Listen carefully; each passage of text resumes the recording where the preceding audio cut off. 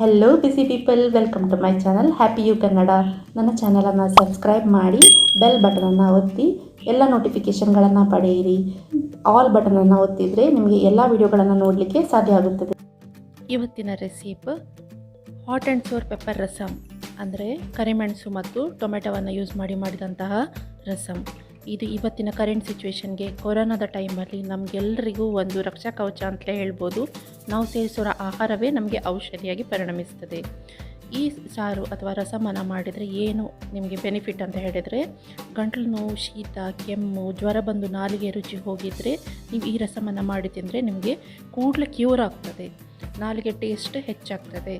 ನಾನಿಲ್ಲೊಂದು beginners kitchen ಅಂತ ಹೊಸ ಒಂದು ಪ್ಲೇಲಿಸ್ಟ್ ಮಾಡಿ ಅದರಲ್ಲಿ ನಾನು ಕೆಲವೊಂದು ಹಾಕುವಂತಿದ್ದೇನೆ. ಈಗ ಅನ್ನ, ಸಾರು, ದೋಸೆ ಇದನ್ನೆಲ್ಲ ಮಾಡಲಿಕ್ಕೆ ಗೊತ್ತಿಲ್ಲದವರಿಗೋಸ್ಕರ ಅದು ಯೂಸ್ ಆಗುತ್ತೆ.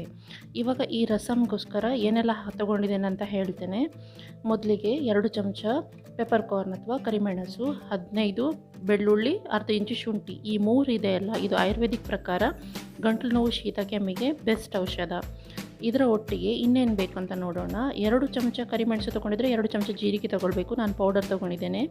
ಒಂದು 3 ರಿಂದ 4 ನಿಮಗೆ ಖಾರ ಹೇಗೆ ಬೇಕೋ ಹಾಗೆ ಕಾಶ್ಮೀರಿ ರೆಡ್ ಚಿಲ್ಲಿ, ಸ್ವಲ್ಪ ಕೊತ್ತಂಬರಿ ಸೊಪ್ಪು, ಸ್ವಲ್ಪ ಕರಿಬೇವು, ಶುಂಠಿ, ಅರಸಿನ ಹುಳಿ, 2 ನೆಲ್ಲಿಕಾಯಿಯಷ್ಟು, 4 ಹಣ್ಣಾದ ಟೊಮೆಟೊಗಳನ್ನು ತೊಗೊಳ್ಳಿ. ನನಗೆ ಹಣ್ಣು ಟೊಮೆಟೊ ಸಿಗಲಿಲ್ಲ, ನೀವು ಮಾತ್ರ ಕೆಂಪಾಗಿ ಹಣ್ಣಾದನ್ನೇ ತೊಗೊಳ್ಳಿ. ಜೀರಿಗೆ ಕೂಡ ನೋಡಿ, ನಾನಿದು ಪೌಡ್ರ್ ತೊಗೊಂಡಿದ್ದೇನೆ, ನನ್ನ ಹತ್ರ ಇಡೀ ಜೀರಿಗೆ ಇರಲಿಲ್ಲ.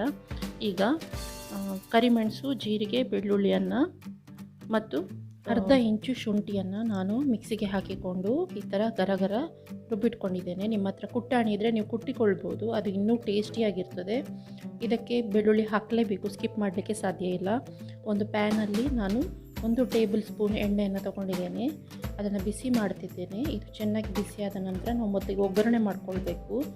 ಸಾಸಿವೆ ಮತ್ತು ರೆಡ್ ಚಿಲ್ಲಿ 3 ರಿಂದ 4 ಮತ್ತು ಅರಸಿನ ಇದಿಷ್ಟದ್ದು ಒಗ್ಗರಣೆಯನ್ನು ರೆಡಿ ಮಾಡಬೇಕು. ಸಾಸಿವೆ ಸಿಡಿತಾ ಬರುವಾಗ ಇದಕ್ಕೆ ನಾವು ಟೊಮೆಟೊವನ್ನು ಹಾಕ್ಕೊಳ್ತೇವೆ. ಇದು ಚೆನ್ನಾಗಿ ಹುರಿದು ಪರಿಮಳ ಬರಬೇಕು, ಕರಟಬಾರ್ದು ನೋಡ್ಕೊಳ್ಳಿ. ಮೆಣಸು ಕರಟಿ ಹೋಗೋದಾಗಿ ನೋಡ್ಕೊಳ್ಳಿ. ಸಣ್ಣ ಜ್ವಾಲೆಯಲ್ಲಿ ಇದನ್ನು ರೆಡಿ ಮಾಡ್ಕೊಳ್ಳಿ, ಯಾಕಂದರೆ ಮುಂದೆ ಟೊಮೆಟೊ ಹಾಕಿದಾಗ ಕೂಡ ಇನ್ನಷ್ಟು ಇದು ಬೇಯ್ತದೆ, ಕಪ್ಪಾಗುವ ಸಾಧ್ಯತೆ ಇರ್ತದೆ. ನೋಡಿ, ಟೊಮೆಟೊಗಳನ್ನು ಹಾಕಿಕೊಂಡೆ.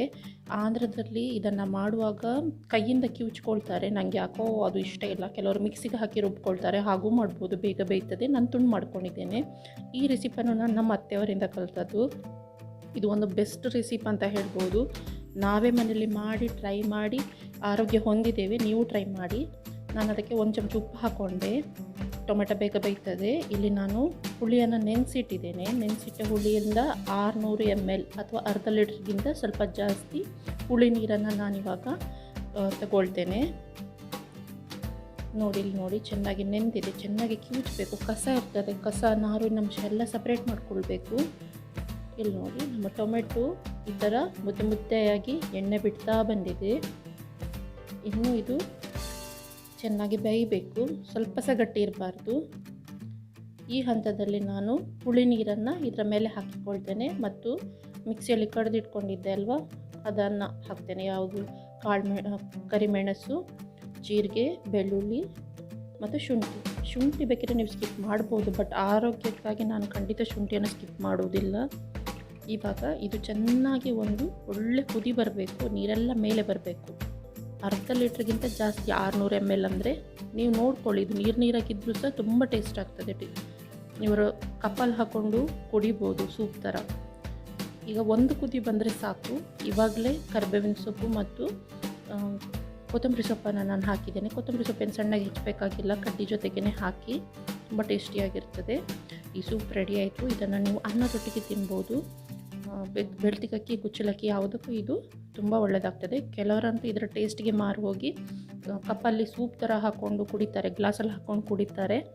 ನಿಮಗೆ ಫಸ್ಟ್ ಟೈಮ್ ಮಾಡಿದಾಗ ಆ ಪೆಪ್ಪರಿದು ಟೇಸ್ಟಿಂದಾಗಿ ಸ್ವಲ್ಪ ನಿಮಗೆ ಖಾರ ಖಾರ ಅನ್ನಿಸ್ಬೋದು, ಬಟ್ ನೀವು 2ನೇ ಸಲ 3ನೇ ಸಲ ಮಾಡಿದಾಗ ನೀವು ಅದರ ಫ್ಯಾನ್ ಆಗಿ ಹೋಗ್ತೀರಾ. ತುಂಬ ಹೆಲ್ದಿ, ಇಮ್ಯುನಿಟಿ ಬೂಸ್ಟಿಂಗ್, ಚಿಕ್ಕ ಮಕ್ಕಳಿಂದ ಹಿಡಿದು ವೃದ್ಧರವರೆಗೂ ಡೈಜೆಷನನ್ನು ಇಂಪ್ರೂವ್ ಮಾಡ್ತದೆ. ಹೊಟ್ಟೆ ಗಡಬಡಿದ್ದಾಗ ಇದನ್ನು ಮಾಡಿ ತಿನ್ಬೋದು, ಹೆಲ್ದಿ ಇದು. ನೋಡಿ, ನಾನು ಈ ಥರ ಸರ್ವ್ ಮಾಡಿ ತಿಂದೆ.